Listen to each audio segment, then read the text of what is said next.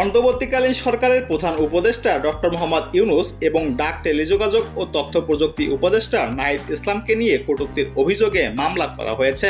Chittagong cyber ট্রাইব্যুনালে জহিরুল কবির চৌধুরী আদালতে মামলাটি করেন হাফেজ মোহাম্মদ সাইফুদ্দিন নামের এক ব্যক্তি।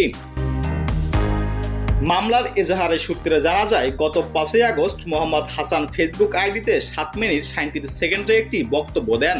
সেখানে ইসলাম ধর্ম ও সকল মুসলমানদের উদ্দেশ্যে করে আপত্তিকর মন্তব্য করা হয়।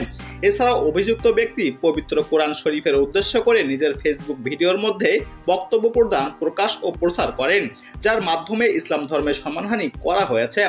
মুসলিম সম্প্রদায়ের মধ্যে দাঙ্গা হাঙ্গামা সৃষ্টির উস্কানি প্রদান করেছেন মোক্তাব হোসেন নামের ওই ব্যক্তি।